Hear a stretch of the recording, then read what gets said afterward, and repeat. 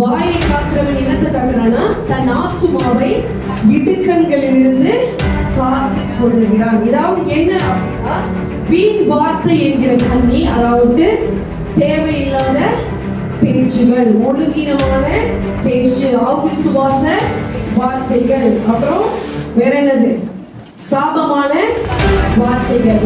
உதாரணத்துக்கு சொல்றேன், சில பேர்கிட்ட போய் எப்படி இருக்கீங்கன்னு கேட்டீங்கன்னா என்ன பதில் சொல்றதுக்கு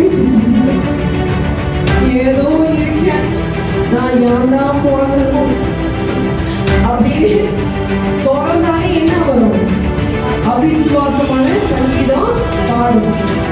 எப்ப கேட்டாலும் இல்ல, முடியாது, நடக்காது, எனக்கு முடியும் அப்படின்ற பேச்சு. இதெல்லாம் கர்த்தர் விரும்புகிறாங்களா? இல்ல. இந்த பேச்சு என்னவா மாறும்னா, அவர்கள் வாழ்க்கைக்கு அது ஒரு தண்ணியாய் மாறும். அவங்க வார்த்தையினாலே சாபத்தை என்ன பண்ணுவாங்க? வருவித்து கொள்வார்கள். அப்படின்னா பவுல் சொல்லுகிறார், வீண் வார்த்தைகளுக்கு நீங்க விலகி ஓடுங்க. நீங்க சில பேர் பார்த்தீங்கன்னா ஏதாவது பேசணும், சும்மா பேசிட்டு இருப்பாங்க.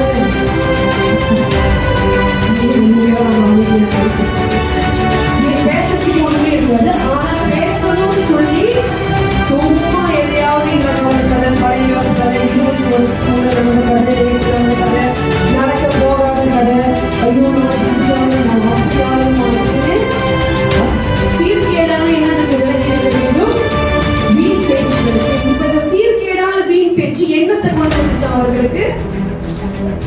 கடைசி வார்த்தை என்னது?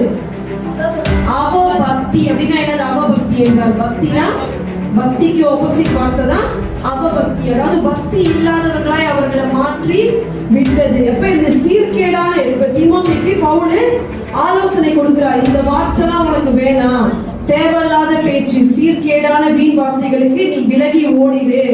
இது நீ பேசிக்கிட்டு இருந்தீங்கன்னா உனக்கு என்ன நடக்கும்? அவபக்தியாய்